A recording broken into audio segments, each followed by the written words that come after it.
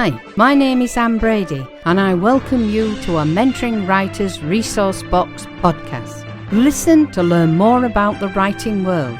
After all, the more you learn, the better writer you can become.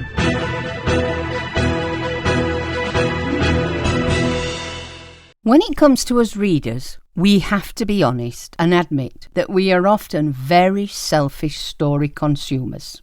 We crave those stories that delve deep into our souls, as they seem to change us through our reading experience.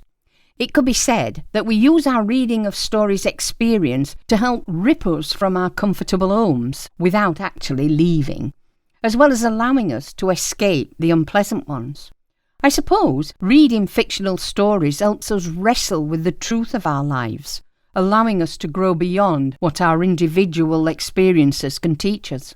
However, as there is now a plethora of stories readily available to all story lovers, we are of the opinion that not any old tale will do.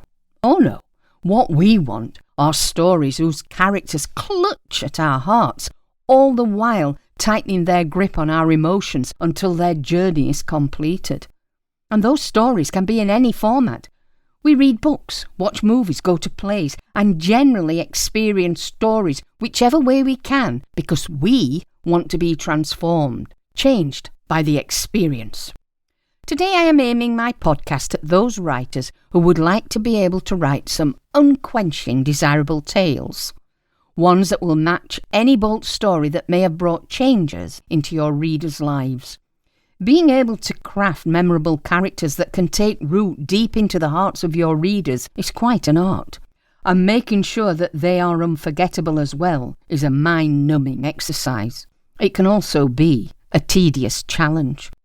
And whilst there is no set formula for writing them, we do know that there are a few tried and true elements that all great protagonists will have. And so, in today's podcast, we will look at some of the elements that you should consider including when trying to bring to life characters who will and can change the lives of not only your readers, but perhaps even yours as well. Let's start with the protagonist having a strong desire. If your protagonist has strong desires, even one, then this will form the backbone of your story. Remember, practically every action in our lives will have been predicted because of desire. For example, why do we eat? Answers, because we're hungry. The desire is to rid us of any hunger pains. Or perhaps it's because the snack tastes good. The desire is to satisfy our taste cravings. Or maybe it's because you want to be polite and join in with others. The desire here is to maintain your social status or standing in a certain group. There are sure to be plenty of other reasons, which I think you'll be able to come up with. Now, the same can be said about your characters. We know that all good stories follow the journey of the main character. In this instance, we'll call him the hero. And he is also the one who is seeking to fulfill a desire. This means in the story, his journey shows that he is the one who is willing to give up everything in order to achieve and acquire his desire. Stories like this have been around for a long time, inspiring generations. Readers will read, watch, or listen to a great story in order to feel inspired. This is because they put themselves in the place of the characters, travelling with them on their journey, feeling their passions and desires, and following them to the ends of the earth. Although readers take on the persona of the character, it is hoped that they will gather inspiration from what they read and translate it into their own lives because they believe in the journeys of the characters they love so deeply. Readers truly believe in the honesty of our heroes' desires and the actions they take to get to their journey's end. So remember, desire is the backbone. It is the spine upon which your entire take is constructed. So if your hero doesn't have a desire, well, your story will just collapse. Having decided on your character's desire, remember that your story will start shortly before he or she sets out to fulfill that desire. And, of course, the story can only finish shortly after he achieves the desire or he fails in trying to achieve it. It is often seen that in the best stories, the hero's desire becomes a matter of life or death. Maybe not physical death, but certainly the death can be of something he holds dear. For example, in Toy Story, Woody desires nothing more than the love of his owner, Andy. When this love is threatened, Woody will stop at nothing to reclaim Andy's love. Every scene in Toy Story is supported by this one desire, and the narrative doesn't conclude until Woody achieves his desires. In another example, let's look at the Pirates of the Caribbean, The Curse of the Black Pearl. Jack Sparrow has one driving desire: to reclaim his beloved ship, the Black Pearl, which was taken from him a decade previous. All of Jack's crazy decisions and actions are put in motion for the sole purpose to reclaim his lost ship. Next, look at moving your story and plot forward. With the character's desire sorted, you must remember to ensure that your protagonist's actions drive your story and plot forward. Every great story is normally riddled with push and pull moments, usually between the protagonist and the forces seeking to stop him achieving his goal. Now, we know your antagonist is meant to make several plot-altering decisions for your hero to deal with. But it is ultimately the hero's choices and actions that will ensure the story chugs along. If you allow the protagonist to give up or to simply fail when making decisions, then your story will either end, or worse, it will be nothing but a stale tale. For example, back to Toy Story. Woody's choices and actions are centred around his ultimate desire of being loved by Andy. Does he make poor choices? Do some of his choices come close to eliminating all possibility of ever seeing Andy again? You bet they do. But remember this, all of his choices, good and bad, are directed towards one thing: him being loved by Andy. And again in the Pirates of the Caribbean, Jack Sparrow has one focus: regain sole possession of the ship he loves so dearly. Like Woody, Jack makes more than his fair share of questionable choices, and yet in every scene he makes specific decisions and takes decisive actions towards reclaiming his ship. This happens even in the scenes where there aren't a lot of options for him, such as when he is locked up in prison. What you should always ask yourself when writing each scene is, what is my hero doing in this scene that will take him towards achieving his goals? Now, if the answer is nothing, then perhaps you should rethink the matter and maybe look at reworking the scene until your hero has a scene goal that helps him carry forward towards his quest and thus him achieving his desire. We suggest this common technique for scene design, which involves thrusting your characters through these two cycles. Number 1, goal, conflict, outcome. And number 2, reaction, dilemma, decision. While the scene structures may appear fairly basic, they are still powerful tools. Not only for getting yourself and your character unstuck, but also in providing a driving focus for each scene. Then we come to time to shake up the world. Now is the time to consider that your protagonist must react to a shake-up within his world, meaning he will have to choose what to do about it. Let's split this into 2 sections. We'll start with the shake-up. Remember, all stories have to start somewhere. And that somewhere often means your character living a normal life. Please note that it's okay if you want your hero's notion of normal to be outrageous to yours, as long as it appears normal for your hero. For example, when we look at Woody, remember he's a toy that talks, thinks, has emotions, and does stuff that perhaps humans can or cannot do. For this character, that is normal, whilst for us it might not be. It doesn't matter when writing. So having settled into normal life, the hero suddenly finds things are changing. This is the moment when the plot starts for him or her. Something has changed, or at the very least is threatening to alter your hero's world irreversibly. So for example, Woody loves his life as Andy's favourite toy, but suddenly cowboys are out of fashion and space rangers are the thing. And in an instant, Buzz Lightyear wipes away Woody's status as Andy's favourite toy, meaning Woody's world is knocked for a six. With Jack Sparrow, we see our hero at the mast of a dinghy that Titanic Jack's wooden door would put to shame. Suddenly, we see Jack's old ship with his old crew and his treacherous first mate randomly showing up, blasting apart the town where poor Jack is wallowing in the gallows. The other part of Shake the World Up is the decision. Now we know that your character has been kicked in the teeth, so to speak, but hey, that's life. Remember, in the real world, people's lives are messed up every day, so why should made-up stories be any different? They shouldn't. And it is this that separates most of our readers' lives from those of our characters. It is also what makes the readers want to read our stories, knowing that the heroes can and will decide to do something about it, usually with a positive outcome. Readers understand that a hero may want to give up right at the start, but something such as necessity or a sincere longing, maybe even the promise of an adventure, will give the readers the nudge they need to try and do something about the changes that are thrust upon them in their daily lives.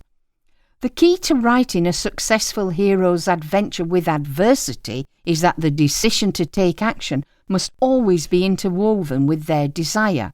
So let's look at our two examples. With Woody having been demoted and him having experienced the not-so-nice position of no longer being Andy's favourite toy anymore, Woody decides that the best option is to kick his new pal Buzz out the window. And as for Captain Jack Sparrow, with the Black Pearl nearby, he decides to enlist the services of a blacksmith. This person also has a strong desire of his own, and together they commandeer a vessel to hunt down the ship. What about facing midway conflict? This is where we reach the point when your protagonist has to face a gut-wrenching truth and/or a life-altering conflict. This usually takes place midway through the story and causes him to redirect the course he is taking to take appropriate action. This moment, which is often referred to as the story's midpoint, is probably the most vital point in our hero's journey. The midpoint is where our hero begins to understand how grave his journey truly is. It is also the second kicking in the teeth that upsets the hero's world. It is the scene where he suddenly realises that he just might not achieve his desires. With the thought that victory is not certain, he also knows he cannot turn back. But more importantly, he also knows that some of his long-held beliefs may also not hold up under pressure. It is at the midpoint that the hero finally gets a clearer picture of what's at stake, and so he is forced to reconsider what steps to take towards him achieving his desire. Remember, it is during the first half of the story that the hero will be fumbling about, learning vital skills and lessons. These are all leading him towards the midway point, that moment when he finds his focus sharpens, as he realises, albeit imperfectly, what would and what should happen next if he is to have any chance of achieving success. So back to our examples. Let's look at Toy Story. Woody has now been forced into the one place all toys, at least those in Andy's room, fear. That is the home of toy-torturing Sid.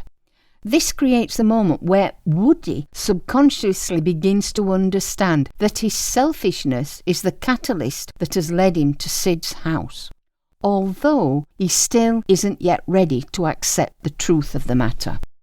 All Woody's previous jabs and attacks at Buzz are in reality useless while he is in Sid's lair, meaning Woody must now alter both his way of thinking and his actions, especially if there is to be any hope of him escaping from Sid, never mind him returning to the safety of Andy. Now we know with Jack Sparrow, the first half of his journey, while certainly filled with near-death escapes, it was fairly light, especially when it is compared to the trial of being captured by his arch-nemesis and traitorous former first mate, Captain Barbossa. But by the midpoint, it seems that all of Jack's well-laid plans are about to fall apart, especially when he loses his best-kept secret, Will Turner, plus his newly stolen ship, his crew, and even his freedom.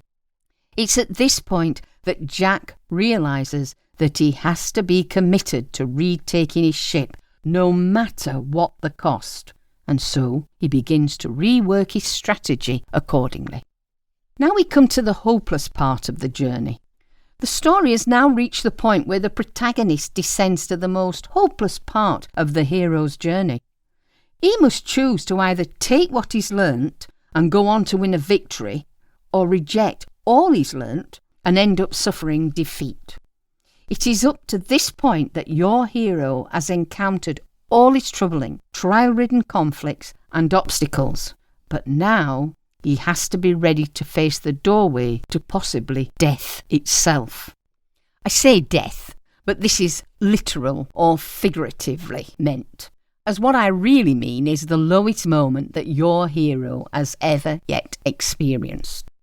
The things he's learnt, the actions taken, the obstacles overcome, and all the decisions made by him, whether good or bad, will have all led him to this one vital point.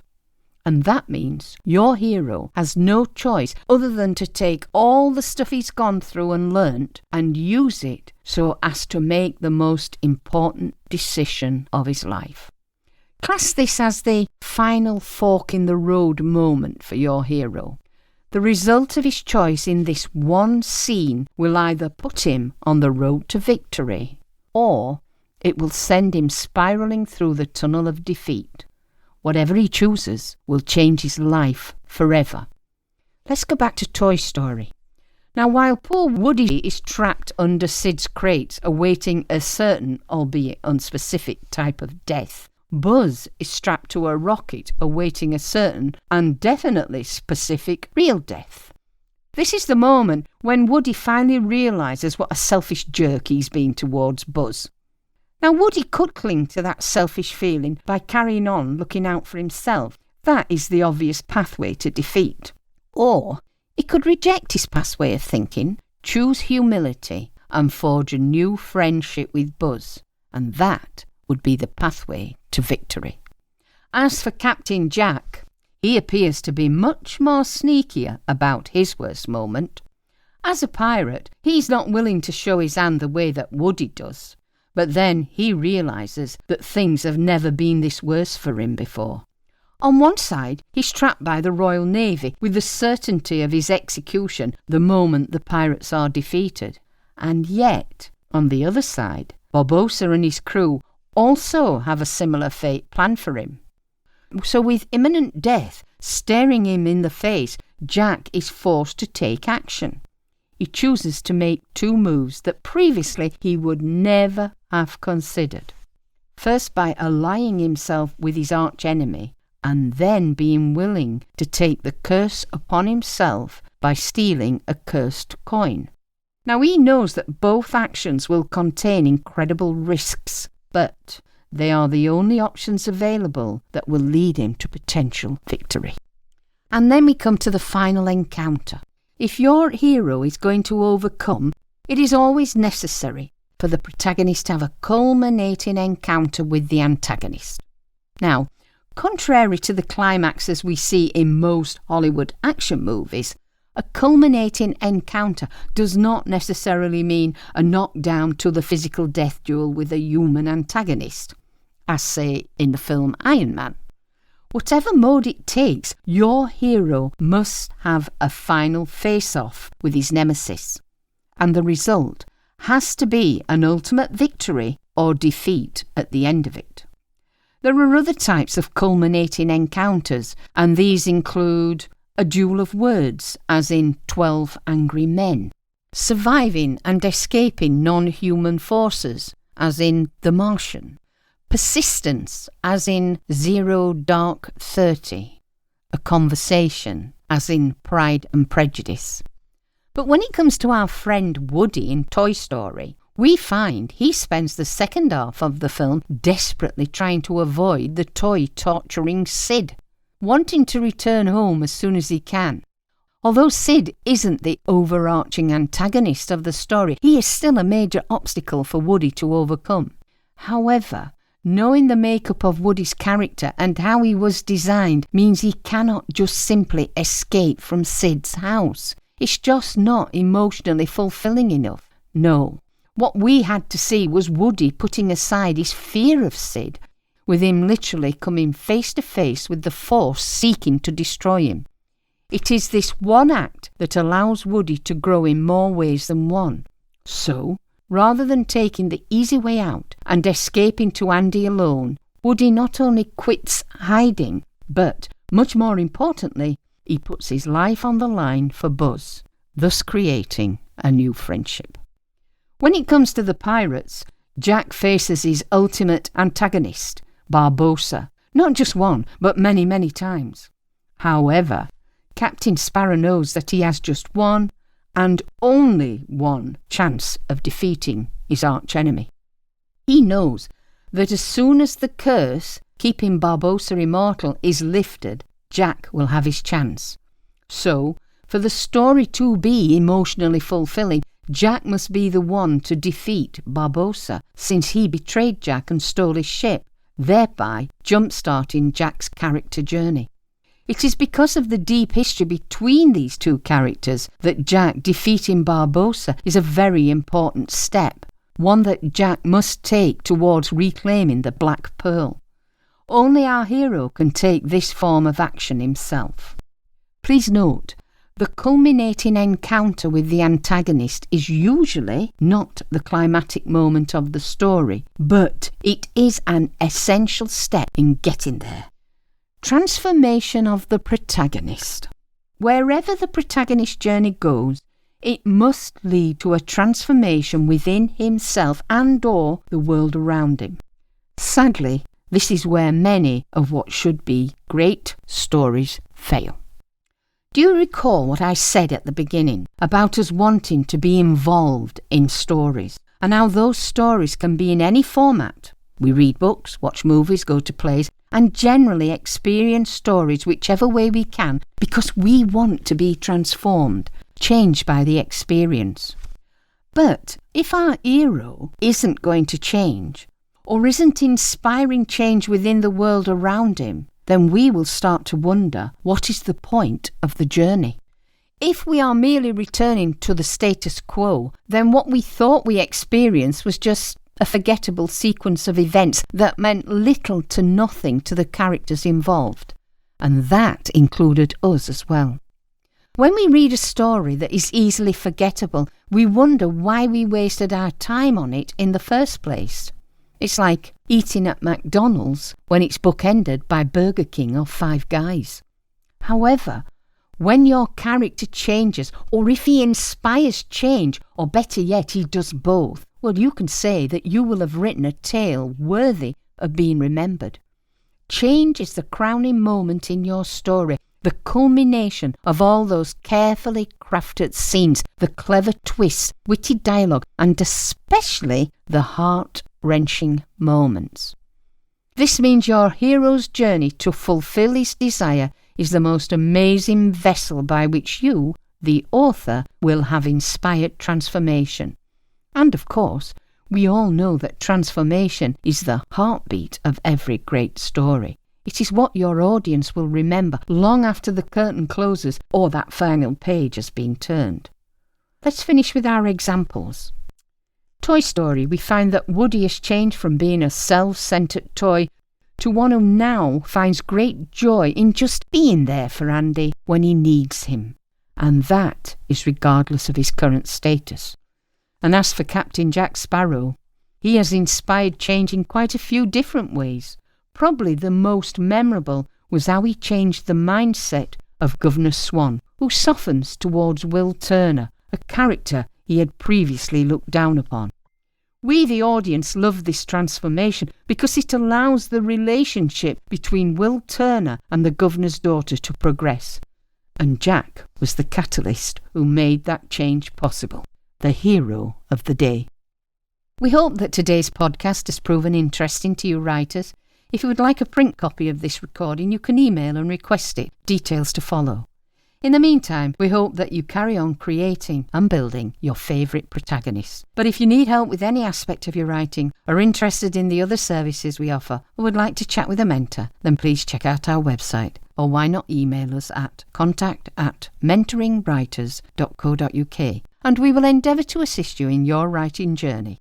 Happy protagonist writing! This was Anne Brady bringing you a Mentoring Writers Resource Box podcast. Thank you for listening, and we hope you will join us again.